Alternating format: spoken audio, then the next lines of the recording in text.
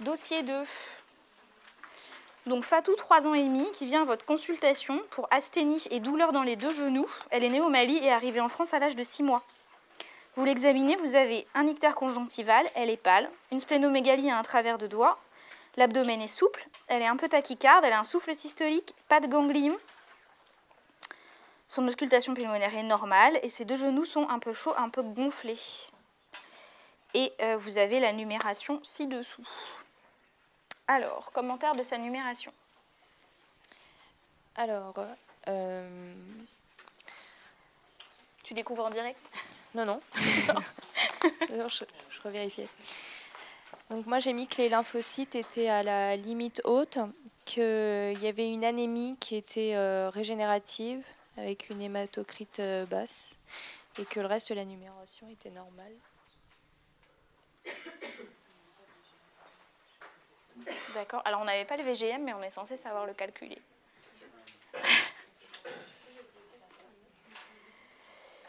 Ok, et donc, tu as le droit aussi de commenter les plaquettes, parce que tu vois, ça va prendre des points.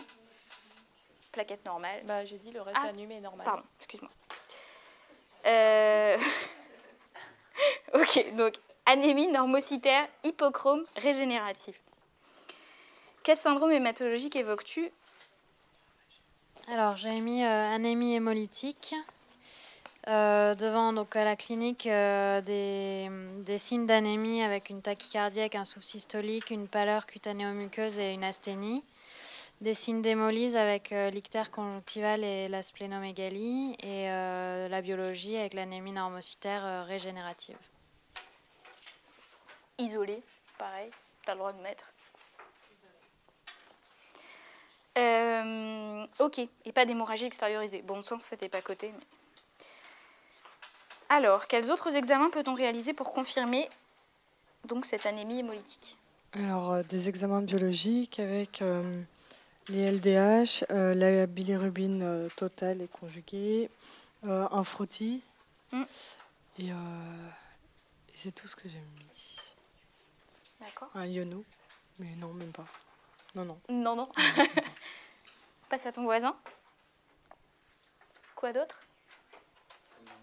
Ouais. Elle nous a dit LDH, bilirubine, frottis. Ouais. Et c'est tout. Ouais, bah c'est quasiment ça. Je vous ai mis hémoglobinurie. En plus. On fait pas un tête the Combs comme elle peut être hémolytique ou c'est en deuxième? Alors, je vous ai mis en nota bene que le Coombs, en fait, ça vous... Enfin, c'est pas faux de le mettre parce que ça vous permet d'expliquer le mécanisme. Voilà, c'est étiologique. Mais pas strictement le fait qu'il y ait une hémolyse. Bon, voilà, mais c'est un peu du chipotage. Oh bah non. Alors, quelle maladie hématologique peut-on évoquer pour cette petite fille? Pourquoi et comment la prouver formellement? Ça, où c'est la question. Donc, j'évoque une drépanocytose génétique homozygote parce que c'est symptomatique. Pourquoi? Parce qu'il y a un terrain donc, qui vient du Mali. Il n'y a pas eu de dépistage à la naissance puisque c'était au Mali aussi. C'est une anémie sévère, chronique et bien tolérée, enfin avant en tout cas, parce que sinon il y aura un syndrome hémorragique. Donc, donc pour le diagnostiquer, j'ai mis que c'était une électrophorèse de l'hémogramme. Ah oui, parce que c'était un hémogramme avec une anomalie isolée aussi, donc pour faveur. Ouais. Et donc, pas de syndrome tumoral, tout ça. Voilà, il n'y a pas d'anénopathie. Et donc l'électrophorèse de l'hémoglobine pour une hémoglobine HbS pour diagnostiquer la drépanocytose. Ouais, présence d'hémoglobine S prépondérante, absence totale d'hémoglobine A. Le gag habituel, faire cette électrophorèse dans quelles conditions? Ouais, faut pas qu'elle ait été transfusée. C'est bien de le mettre et c'est bien de le faire en vrai. Alors, donc, on sait qu'il y a une drépanocytose en dessous, mais quelle est la complication actuelle de j'ai mal aux genoux et mes genoux sont gonflés? Alors, c'est une crise douloureuse vaso-occlusive des 2 genoux. Ouais. Et donc, la prise en charge, c'est une urgence. Je l'hospitalise en médecine. Traitement symptomatique avec des antalgiques de niveau adapté au palier OMS, souvent au niveau 2 et 3. Ouais. Après une oxygénothérapie nasale, une bonne hydratation. Selon la tolérance de l'anémie, on pourra envisager une transfusion de culot globulaire isogroupe isorésus. Voilà, et puis sinon, la surveillance stricte et l'accord parental. Ok, c'est presque parfait. On pouvait parler du traitement de fond. Si tu veux passer à côté. Tu sais pas. Est-ce que quelqu'un sait?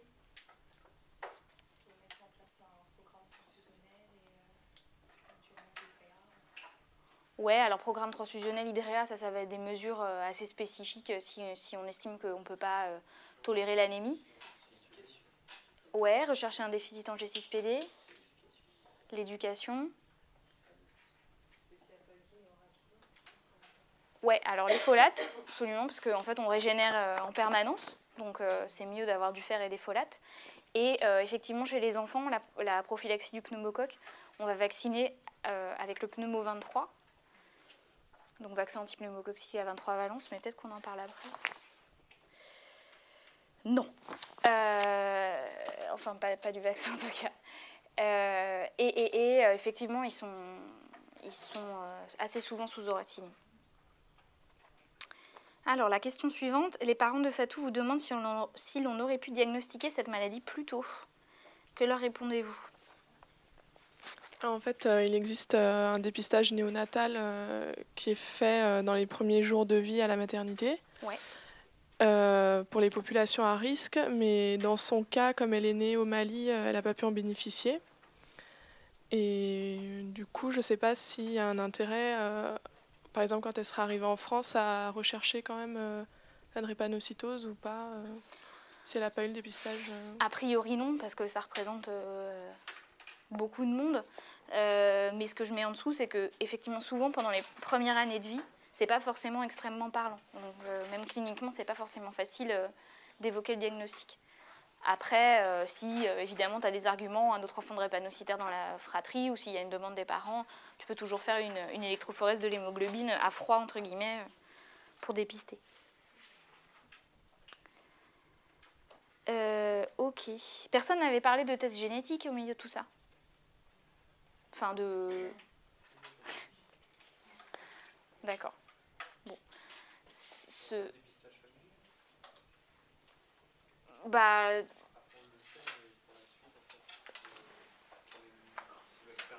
Ah oui, alors ça c'est quelque chose de différent. C'est un diagnostic anténatal. Effectivement, s'ils veulent faire un autre enfant, voire un... Ouais, si, mais s'il y a d'autres enfants dans la fratrie, ça va coûter moins cher et être plus rapide de faire une électrophorèse de l'hémoglobine versus une étude génétique. Question 7.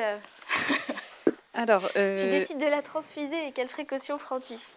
Donc, j'ai mis qu'il fallait faire avec donc un groupe ABO Rhésus compatible, évidemment, que ça relevait d'une prescription médicale, qu'il fallait informer les parents et la patiente, qu'il fallait donc que ce soit fait en présence d'un médecin pendant tout le long de la transfusion, qu'il fallait qu'il y ait un contrôle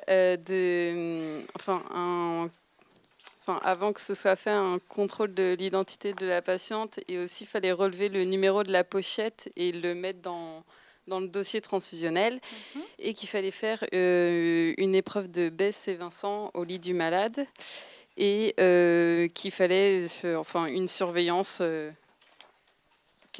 la tolérance de la transfusion. Ouais. C'est pas mal déjà. Oui. Alors, attendez, je regarde ce que j'ai mis. Je suis d'accord qu'elles sont plus... oui, voilà, je vous mets à la fin. Concernant la réalisation de la sérologie VIH, VHB, VHC, pré- et post-transfusionnelle, ce ne sont que des recommandations. En pratique, c'est fait, mais effectivement, c'est plus obligatoire. Le seul contrôle obligatoire, c'est RAI, un mois après la transfusion. Donc écoute, tu nous as quasiment tout dit. Ce qu'on peut imaginer comme plan pour essayer de rien oublier, c'est je prépare ma transfusion, je transfuse et j'ai transfusé. Donc je prépare ma transfusion, c'est ce que tu as dit, j'informe. Alors si, je prélève quand même. Donc je prélève cette fameuse électrophorèse de l'hémoglobine. Et ce qu'on a entendu, alors G6PD, effectivement, c'est plutôt les garçons, mais il y a certaines filles, vous avez une petite explication non corrigée qui peuvent être atteintes. Et déficit en pyruvate kinase, parce qu'une fois que j'aurai transfusé, c'est mort pour 3 mois. Je prescris mes examens pré-transfusionnels. Et voilà, et après je transfuse, c'est à peu près ce que tu as dit, ordonnance nominative, j'ai ma carte de groupe et mon dernier résultat de RAI, et après je transfuse en isogroupe, en isorésus, en phénotypé, dans les 6 heures après la délivrance du sang, les contrôles ultimes, et après la transfusion, là il y a le gros mot-clé, traçabilité, dossier transfusionnel, et signaler en cas d'incident. Oui.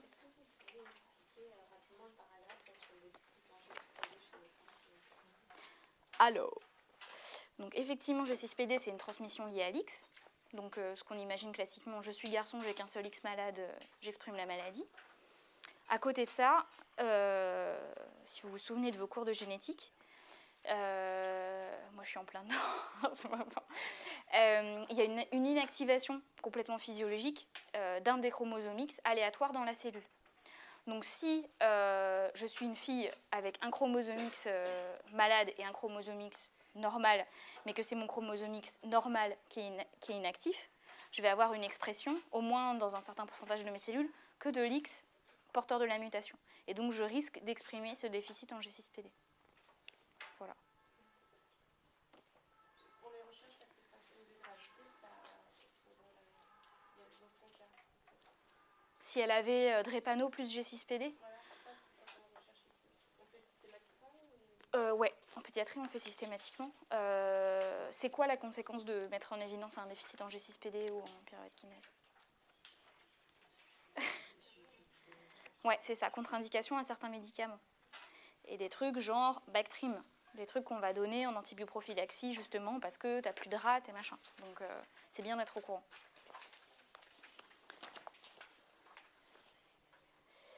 « 48 heures plus tard, bon, bestiole dont on a parlé tout à l'heure, Fatou tousse, subitement fébrile et a une gêne respiratoire. Donc il y a 2 diagnostics à évoquer. À part la pneumopathie aiguë infectieuse, je ne vois pas. D'accord. Est-ce que quelqu'un avait mis une deuxième hypothèse? Ouais, syndrome thoracique aigu. Qui fonctionne aussi sur le même mode vaso-occlusif en fait. C'est bon?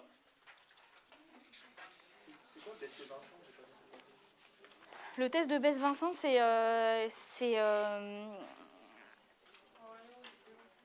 exact, enfin c'est ce qui est, je vais y arriver, à peu près ce qui est marqué à côté, c'est-à-dire tu prends, tu as des petites plaquettes, je ne sais pas si tu as déjà vu ça à l'hôpital, avec des petites pastilles, avec des agglutinines, et donc tu vas faire une première plaquette avec le sang de ton patient et une autre plaquette avec du sang issu de la poche, et tu vas vérifier que tu as la même réaction.